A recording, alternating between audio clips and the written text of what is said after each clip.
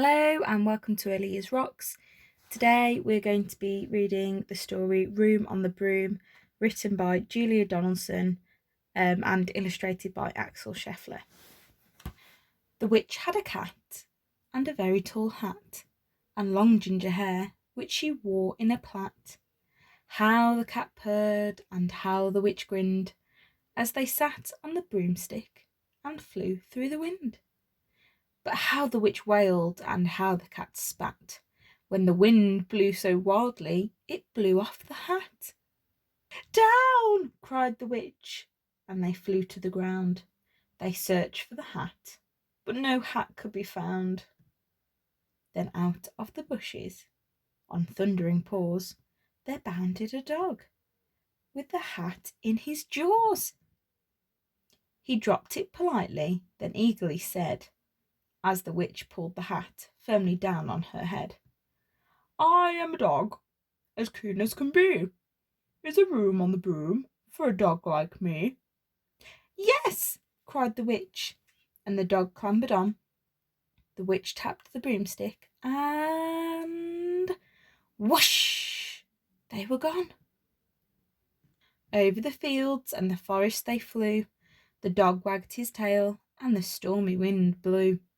The witch laughed aloud and held on to her hat, but away blew the bow from her long ginger plait.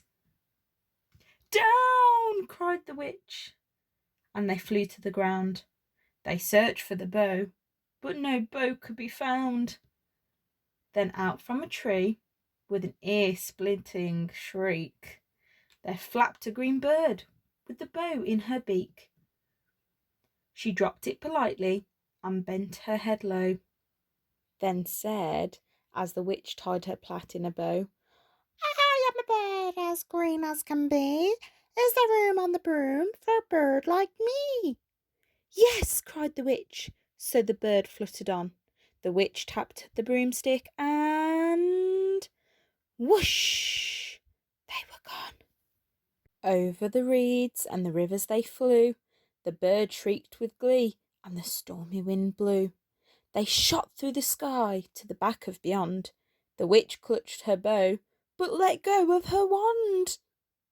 "Down!" cried the witch, and they flew to the ground. They searched for the wand, but no wand could be found. Then all of a sudden, from out of a pond, leapt a dripping wet frog with a dripping wet wand. He dropped it politely and said with a croak, as the witch dried the wand on the fold of her cloak, "I am a frog, as clean as can be. Is there room on the broom for a frog like me?" "Yes!" cried the witch. So the frog bounded on. The witch tapped her broomstick, and whoosh! They were gone. Over the moors and the mountains they flew. The frog jumped with joy, and the broom snapped in two. Down fell the cat and the dog and the frog.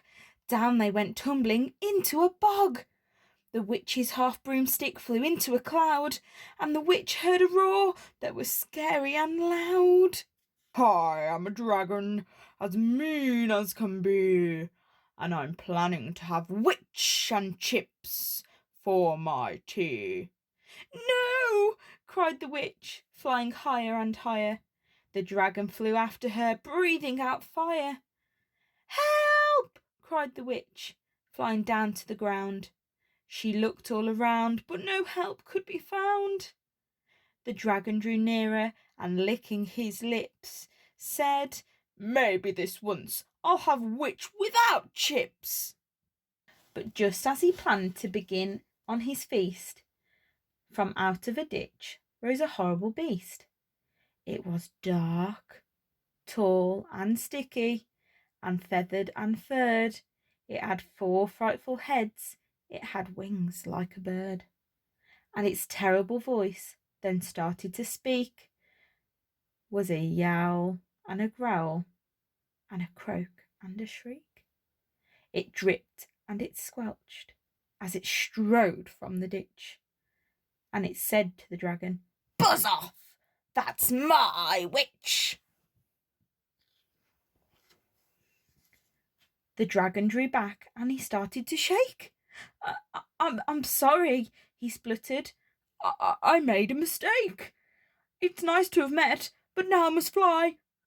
And he spread out his wings and was off through the sky. Then down flew the bird, and down jumped the frog. Down climbed the cat, and "Oh, phew," said the dog. And "Thank you, oh, thank you," the grateful witch cried. "Without you, I'd be in that dragon's inside." Then she filled up her cauldron and said with a grin, "Find something, everyone, throw something in." So the frog found a lily, the cat found a cone, the bird found a twig, and the dog found a bone.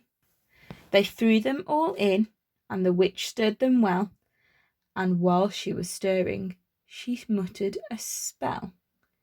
Iggity, ziggity, zaggity, zoom! Then out rose a truly magnificent broom, with seats for the witch and the cat and the dog, a nest for the bird, and a shower for the frog. "Yes," cried the witch, and they all clambered on. The witch tapped her broomstick and whoosh! They were gone. That is the end of today's story. I hope you've enjoyed it, and we'll speak to you soon. Bye.